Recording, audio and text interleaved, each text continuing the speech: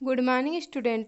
आज की क्लास में हम पढ़ेंगे पार्ट 5 चैप्टर 6 का पार्ट 5। और आज हम पढ़ेंगे पी ब्लॉक के तत्व सेकेंड में फास्फीन गैस। ठीक है, अभी हमने पढ़ी थी नाइट्रिक अम्ल वर्क लैंड आई विधि द्वारा। ठीक है, अब इस क्लास में हम फास्फीन गैस के बारे में पढ़ेंगे।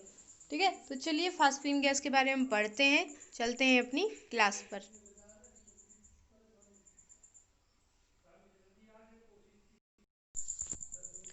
फास्फीन, ठीक है, तो फास्फीन के बारे में पढ़ेंगे। फास्फीन फास्फीन में ऊपर ये लगा दीजिएगा। ठीक है, फास्फीन के बारे में पढ़ेंगे। सबसे पहले पढ़ेंगे कि ये किस तरह का यौगिक है, इसका सूत्र क्या होता है और इसकी खोज किसने की थी। तो चलिए सबसे पहले पढ़ लेते हैं। यह एक रासायनिक यौगिक है। ठीक है, जो फास्फीन है वो कैसा यौगिक है? रासायनिक यौगिक है, जिसका जो सूत्र होता है वो होता है PH3। कितना होता है? PH3। यह यौगिक आर्थोफास्फोरस यौगिकों के अंतर्गत आता है। या आर्गो यहाँ पे लिखा हुआ है, आर्गोफास्फोरस यौगिकों के अंतर्गत आता है। सबसे पहले 1783 ईस्वी में, किस सन में? 1783 ईस्वी में सबसे पहले फिलिप गेम्ब्रे, ठीक है, गेम्ब्रे ने इस यौगिक को प्राप्त किया था। किस वैज्ञानिक ने सबसे पहले प्राप्त किया था? तो सबसे पहले प्राप्त किया था फिलिप, ठीक है, किसने? फिलिप गेम्ब्रे, ठीक है, ने इसको सबसे पहले देखा था या प्राप्त किया था, इस यौगिक की खोज की थी। और किस सन में की थी? तो सन 1783 ईस्वी में इसकी खोज की थी। ठीक है, आगे इसके बनाने की जो विधि है वो पढ़ लेते हैं, किस तरह से इसको बनाया जाता है। फिर आगे हम चित्र पढ़ेंगे और चित्र विधि को देखेंगे। तो सबसे पहले देख लीजिए क्या बनाने की विधि है। सबसे पहले प्रयोगशाला में श्वेत फास्फोरस को सांद्र सोडियम हाइड्रोक्साइड के विलयन के साथ कार्बन डाई गैस के अक्रिय वातावरण में गर्म किया जाता है। तो अभिक्रिया के परिणाम स्वरूप उत्पाद के रूप में फास्फीन गैस प्राप्त होती है। मतलब यहाँ पे क्या किया जाता है? प्रयोगशाला में सबसे पहले श्वेत फास्फोरस मतलब सफेद फास्फोरस को लिया जाता है और उसमें क्या रख दिया जाता है? सांद्र सोडियम हाइड्रोक्साइड भी मिला दिया जाता है और दोनों को कार्बन डाइऑक्साइड मतलब जिसको कोल गैस भी बोलते हैं, तो H2 भी होती है इसमें साथ में, वो कोल गैस कहलाती है। तो इसके अक्रिय वातावरण में, ठीक है, इसकी उपस्थित में, इसके प्रेजेंस में, इसके अक्रिय वातावरण में हम इसको क्या करते हैं? गर्म करते हैं। तो अभिक्रिया के परिणाम स्वरूप उत्पाद के रूप में हमें क्या प्राप्त होती है? फास्फीन प्राप्त होती है। ठीक है, और इसकी जो अभिक्रिया होती है वो निम्नलिखित होती है। देखिए यहाँ पे लिखा भी है P4+3NaOH, मतलब P जो सफेद फास्फोरस है उसके 4 अणु और 3 अणु सोडियम हाइड्रोक्साइड के, और यहाँ पे 3 अणु किसके? जल के। तीनों की जब अभिक्रिया करवाते हैं तो बनता क्या है? फास्फीन बनती है और बनता है हमारा सोडियम हाइपोफॉस्फेट। ठीक है, इस तरह से बन जाता है। तो देखिए इस तरह से हमारा जो ये प्राप्त हो जाता है। तो आगे हम बात करेंगे। अब हम इसके बारे में हमने पढ़ लिया कि बनाने की विधि है। ये सिंपल अगर पूछेगा तो आप ये विधि लिख सकते हैं फास्फोरस बनाने की विधि की। लेकिन अगर चित्र विधि पूछेगा कि प्रयोगशाला विधि बताइए चित्र के द्वारा, तो हमें वो पढ़नी होगी। तो चलिए प्रयोगशाला विधि को पढ़ने के लिए सबसे पहले हम चित्र देख लेते हैं, फिर उस चित्र को और चित्र की प्रयोगशाला विधि को भी पढ़ लेते हैं। तो चलिए चलते हैं अपनी क्लास पर। देखिए ये फिगर आपको दिख रहा होगा सामने, आप इस फिगर को देख लीजिए। देखिए यहाँ पे सबसे पहले क्या है? तो सबसे पहले हमारे पास है एक गोल पेंदी वाला फ्लास्क। ठीक है, सबसे पहले क्या है यहाँ पे पास हमारे पास है गोल पेंदी वाला फ्लास्क। ये हमारा स्टैंड है और स्टैंड की सहायता से गोल पेंदी वाले फ्लास्क को कस दिया गया है। ये इसके नीचे लगा हुआ है, क्या है? बर्नल है। एक मिनट देख लीजिए, ये हमारा क्या है? तो ये हमारा स्टैंड है, ये हमारा गोल पेंदी वाला फ्लास्क हो गया। इसके नीचे उष्मक और बर्नर लगाया जाता है, तो उष्मक और बर्नर लगा दिया गया। ये जो है ये स्टैंड है हमारा, स्टैंड की सहायता से इस गोल पेंदी वाले फ्लास्क को कस दिया है। उसकी एक तरफ जो नली लगी होती है उसके कोल गैस आने की व्यवस्था होती है। ये CO2 और या H2 जो होती है इसे कोल गैस भी बोलते हैं, ठीक है, जो अक्रिय वातावरण को उत्पन्न करती है गोलपेंदी वाले फ्लास्क के अंदर। एक तरफ एक नली का संबंध हम किससे कर देते हैं, गैस जार से कर देते हैं, ये है गैस जार, ठीक है। तो दूसरी नली का संबंध हम किससे कर देते हैं, गैस जार से कर देते हैं। सबसे पहले हम चित्र विधि लिखेंगे कि सर्वप्रथम स्टैंड की सहायता से एक गोल पेंदी वाले फ्लास्क को कस देते हैं, उसके नीचे उष्मक और बर्नर लगा देते हैं। उसके बाद एक नली इसके दो तरफ एक नली लगा देते हैं जिसमें कोल गैस आने की व्यवस्था होती है या CO2 और H2 आने की व्यवस्था होती है, और दूसरी नली का संबंध हम कर देते हैं गैस जार से, ठीक है। तो ये चित्र विधि थी। अब देखिए सबसे पहले हम इसको देखेंगे तो गोल पेंदी वाले फ्लास्क में सबसे पहले हम क्या भर देंगे, सफ़ेद फास्फोरस भर देंगे और भर देंगे सोडियम हाइड्रोक्साइड। सफ़ेद फास्फोरस और सोडियम हाइड्रोक्साइड हम यहाँ मिलाकर भर देते हैं और नीचे से हम क्या करते हैं, बर्नर को गर्म करते हैं। जैसे जैसे और ऊपर से ये CO2 और H2 आने की व्यवस्था होती है, तो CO2 और H2 जैसे ही आती है एक अक्रिय वातावरण को उत्पन्न करती है। या CO2 या H2 में से किसी एक को भेज देते हैं। तो मान लिया हमने CO2 को भेज दिया, CO2 को भेज देते हैं तो अक्रिय वातावरण ये उत्पन्न करती है गोलपेंदी के अंदर। तो हमारा बनता क्या है, हमारी बन जाती है फास्फीन। और फास्फीन जब बन जाती है तो नली की सहायता से यहाँ से उसको हम ले आते हैं गैस जार में। जैसे ही गैस जार में आती है जल भरा होता है, और ये जब फास्फीन होती है, फास्फीन जैसे ही जल में जाती है तो ये जब जैसे ही संपर्क में आती है तो ये बाहर निकलती है और एक ज्वाला उत्पन्न कर देती है, मतलब ज्वलनशील होती है। फास्फीन कैसी होती है, ज्वलनशील। तो ये जलने लगती है, और जलने लगती है तो ये ऊपर की तरह जब वायु में ये उठता है, देखिए वायु में जब ये ऊपर उठ रहा है तो ये हमको दिखाई पड़ते हैं सफ़ेद धुएं के छल्ले। ये सफ़ेद धुएं के छल्ले होते हैं जो वलयाकार रूप में होते हैं, जिसको हम बोलते हैं सफ़ेद आकार, सफ़ेद रंग के होते हैं, इसलिए इनको बोलते हैं सफ़ेद धुएं के छल्ले। ये किसके कारण होते हैं, तो ये होते किसके कारण है, फास्फीन में P2H4, ठीक है, इसकी जो अशुद्धि के कारण होते हैं, ठीक है। और ये जिन्हें ये सफ़ेद धुएं के छल्ले होते हैं इसको बोलते हैं H3PO4 मेटा फास्फोरिक अम्ल, ठीक है। क्या बोलते हैं, ये सफ़ेद धुएं के जो छल्ले होते हैं इसको बोलते हैं मेटा फास्फोरिक अम्ल H3PO4। और ये होते किस कारण से निकलते हैं, तो ये फास्फीन में अशुद्धि होती है P2H4 की, उसी के कारण ये निकलते हैं। तो ये हमारी थी चित्र विधि और प्रयोगशाला विधि। हमने फिगर में समझ लिया, आप फिगर को कायदे से बना लीजिएगा, समझ भी लीजिएगा। अब चलिए इसकी थोड़ी सी थ्योरी देख लेते हैं, चेक कर लेते हैं। तो देखिए अभी हमने केवल समझा था फिगर में, अब हम इसी को पढ़ भी लेते हैं। देखिए यहाँ पे लिखिए, आप इससे नोट कर सकते हो। यहाँ पे लिखा हुआ है, देखिए वही जो अभी आपको हमने बताया वही यहाँ पे लिखा हुआ है कि सर्वप्रथम एक गोल पेंदी वाले फ्लास्क को स्टैंड की सहायता से कस देते हैं, उसके नीचे उष्मक और बर्नर लगा देते हैं। एक तरफ से कोल गैस आने की व्यवस्था होती है और दूसरी नली का संबंध हम गैस जार से कर देते हैं, ठीक है। दूसरे अब हमने ये चित्र विधि थी सिंगल, हमने चित्र विधि पढ़ ली, अब हम पढ़ेंगे विधि को पढ़ लेते हैं, ठीक है। तो देख लीजिए ये है प्रयोगशाला विधि। क्या है, प्रयोगशाला विधि। तो यहाँ पे हेडिंग डाल दीजिएगा आगे प्रयोगशाला, ठीक है। ये आगे हेडिंग डाल दीजिएगा, यहाँ पे हमने नहीं डाली है, ठीक है। प्रयोगशाला हमने केवल विधि डाल दी है। तो प्रयोगशाला विधि, प्रयोगशाला विधि में आते हैं तो देख लीजिए यहाँ पे सर्वप्रथम गोल पेंदी वाले फ्लास्क में सफ़ेद फास्फोरस और सोडियम हाइड्रोक्साइड भर देते हैं और ऊपर से कोल गैस प्रवेश करती है। नीचे से बर्नर जला देते हैं तो अक्रिय वातावरण में अभिक्रिया होती है और फास्फीन गैस बनती है, PH3 बनती है, जिसे हम लोग फास्फीन बोलते हैं।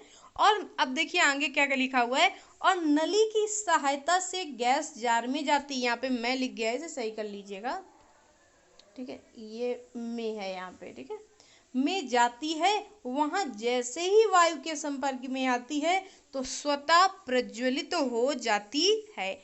ऐसा इसमें उपस्थित किसके कारण होता है, तो इसमें उपस्थित P2H4, ठीक है, की अशुद्धि के कारण होता है। जो वायु में सफ़ेद धुएं के छल्ले उड़ते हैं वो होते हैं मेटा फास्फोरिक अम्ल के, जिसे बोलते क्या है, H3PO4 के होते हैं। ठीक है, चलिए तो अब इसकी अभिक्रिया भी चेक कर लेते हैं। ये देख लीजिए अभिक्रिया होती है, जो शुद्धि वाली जो अभिक्रिया होती है वो अभिक्रिया भी देख लीजिए। यहाँ पे ये लिखा है 2p2h4 + 7h2। अभिक्रिया का साइन जो है यहाँ पे लगा लीजिएगा। यहाँ पर ये इस तरह से अभिक्रिया का साइन लगेगा, लगा लीजिए, 1 मिनट लगा दीजिएगा अभिक्रिया का साइन यहाँ पे।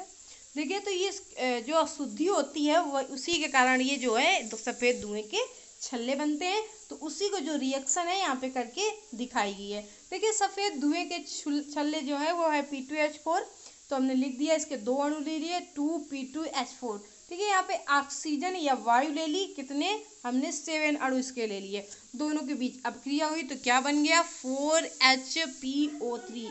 4 अणु HPO3 के बन जाते हैं और 2 अणु हो जाते हैं 2H2O जल के। ठीक है, अब देख लीजिए इनको गिन लेते हैं क्या रिएक्शन बैलेंस है। तो जरा देख लीजिए, 4 दूनी 8 हाइड्रोजन है, इधर भी चेक कर लीजिए, 4 और कितने हो गए 4 4 4 8 बैलेंस है। अब यहाँ पे देखिए P2 की P की बात कर लेते हैं, तो P देख लीजिए, फास्फोरस की बात कर लेते हैं, तो P इधर कितने हैं 4, इधर देख लीजिए क्या 4p हैं, तो हाँ 4p हैं। ठीक है, ये भी बैलेंस है। अब देख लीजिए यहाँ पे 7 2 14 है O, तो देख लीजिए क्या यहाँ पे इतने हैं 14 O है, तो देख लीजिए 4 3 12 12 2 14। ठीक है, ये भी सही है, मतलब रिएक्शन जो है हमारी बैलेंस है, इसका मतलब ये रिएक्शन सही है। चलिए आगे चेक कर लेते हैं। तो ये रिएक्शन है हमारी, इसे भी लिख लीजिएगा। यहाँ पे बीच में रिएक्शन का साइन लगा था लेकिन इसमें नहीं है, तो आप लगा लीजिएगा। ठीक है, चलिए आगे शुद्धिकरण की बात कर लेते हैं कि इसका शुद्धिकरण कैसे कर सकते हैं।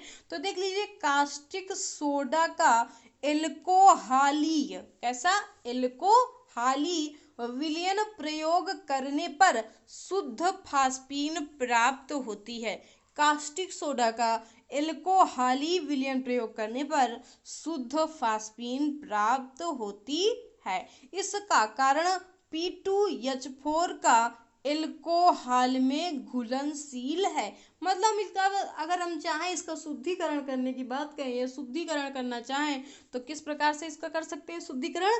कास्टिक सोडा का एल्कोहली विलयन प्रयोग करने पर क्या प्राप्त होती है हमको, शुद्ध फास्फीन प्राप्त होती है, और इसका कारण P2H4 का एल्कोहल में घुलनशील है। ठीक है, तो इस तरह से हम इसका शुद्धिकरण कर सकते हैं। चलिए अब अभी हमने पढ़ा पूरी इसकी विधि के बारे में। ठीक है, तो अब हम इसमें पढ़ लेते हैं भौतिक गुण के, फास्फीन के भौतिक गुण भी पढ़ लेते हैं। क्या है फास्फीन के भौतिक गुण। भौतिक गुण की अगर बात करें फास्फीन के, तो देखिए जो फास्फीन गैस होती है एक रंगहीन गैस होती है। मतलब जो फास्फीन का होता है उसका कोई भी कलर नहीं होता है, मतलब वो कैसी होती है रंगहीन, उसमें कोई रंग नहीं होता है। अब देख लीजिए और बात करें तो इसमें सड़ी हुई मछली के समान बदबू आती है।